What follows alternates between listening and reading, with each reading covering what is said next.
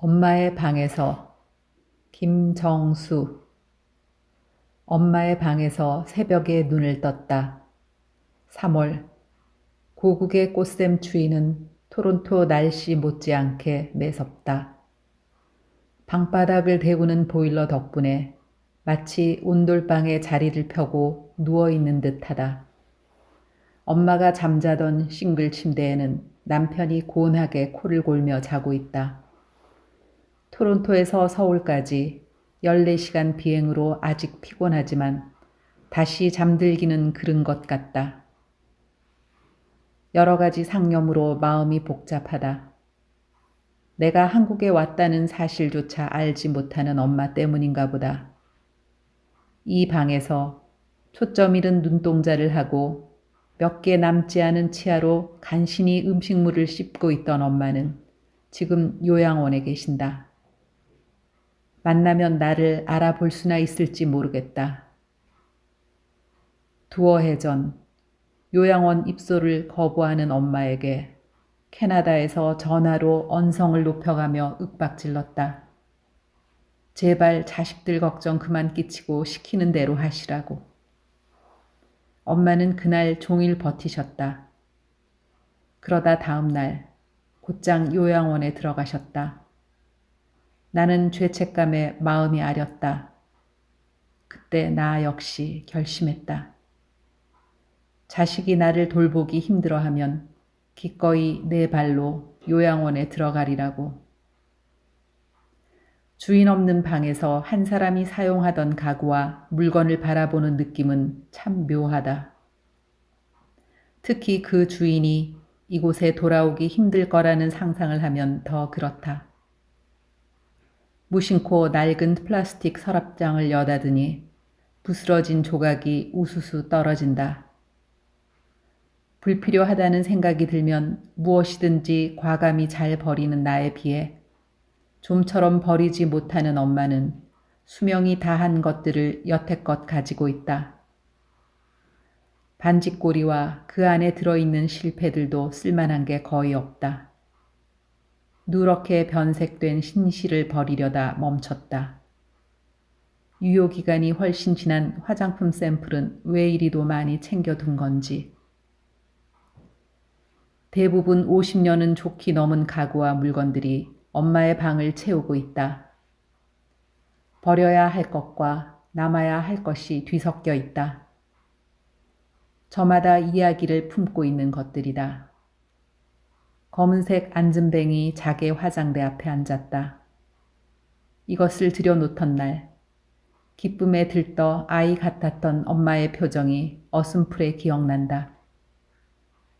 이제는 서랍 손잡이와 자개 장식도 여러 군데 떨어져 나가서 볼품없지만 엄마가 가장 애지중지하던 보물 1호였음에 틀림없다. 화장대 거울에 내 모습이 비친다. 그 속에 정성 들여 화장하는 엄마의 옛 모습도 아른거리는 듯하다. 할머니가 물려준 100년도 더 된 머리장이 빛을 잃은 채 귀퉁이에 놓여 있다. 주인의 손길에서 벗어난 티가 역력하다. 엄마는 몸통뿐 아니라 경첩과 손잡이 부분까지 늘 윤인하게 반들반들 닦았다. 나와 함께 머리장을 닦을 때마다 독하게 시집살이를 시켰다는 할머니의 뒷담화를 하곤 했다. 그토록 미워하던 시어머니의 유품인데 뭐 하려고 광을 내며 정성을 쏟은 것인지. 엄마 역시 집안의 가보로 며느리에게 대대로 물려주고 싶었던 것일까? 유행이 한참 지난 바퀴 없는 트렁크 2개가 눈길을 끈다. 아버지의 유품이다. 아버지는 저 가방을 들고 자주 외국을 드나들었다. 엄마는 그런 아버지를 자랑스럽게 여겼지만 한편으론 많이 부러워했던 듯 싶다. 두 분이 저 큰 가방을 들고 함께 여행하는 모습은 본 적이 없다. 화장대 위에 군복 차림의 아버지 영정 사진이 엄마의 방을 응시하고 있다. 30년 전부터 한결같은 모습으로 엄마를 지켜봤으리라.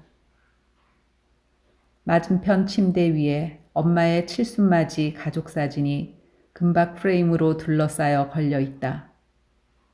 우리 가족이 캐나다 이민 오기 3일 전에 찍은 기념 사진이다.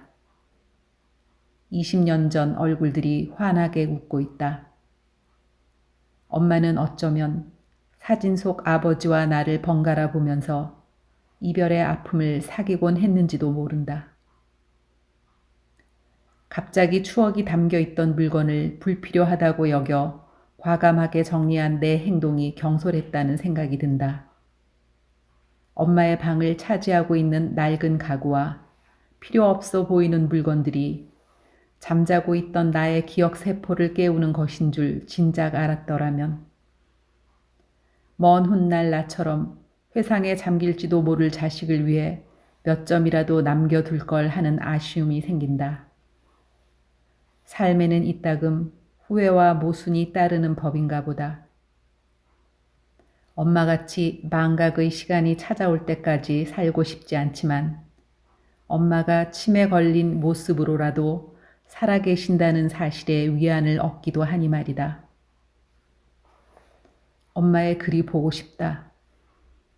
글을 보면 엄마를 더 잘 알 수 있을 것만 같다. 이곳저곳 샅샅이 뒤져보지만 엄마가 쓴 일기는커녕 메모지 한 장 발견할 수 없다. 그러고 보니 엄마에게 편지를 받아본 기억이 나지 않는다. 엄마가 제정신일 때 왜 한 번이라도 글쓰기를 권고하지 않았을까 후회가 된다. 엄마는 무슨 생각을 하며 살았는지, 엄마의 꿈과 현실 사이엔 어떤 괴리감이 있었는지 궁금한 것이 많은데, 더 이상 소통이 불가능한 엄마의 속내는 영원히 풀 수 없는 수수께끼 마냥 오리무중이 되고 말았다. 엄마가 돌아가시면 이 많은 물건 중에 무엇을 유품으로 간직하고 싶은지 생각해 본다. 엄마가 즐겨 끼던 반지, 목걸이, 그런 것은 가지고 싶은 마음이 별로 없다. 엄마는 정신이 온전할 때 하나밖에 없는 딸 자식인 내게 무얼 남기고 싶어 했을까? 이 방에 머무는 동안 엄마가 가장 잘 느껴지는, 엄마를 오래오래 기억할 수 있는 물건 하나라도 찾아 돌아갈 수 있으면 좋겠다. 화장대 서랍에서 내가 오래전 보낸 크리스마스 카드를 찾았다. 사랑하는 엄마에게 라고 쓰여진 글자가 유난히 정답게 다가온다. 이 카드를 받고 흐뭇했을 엄마의 미소가 어느덧 내 입가에도 감돈다.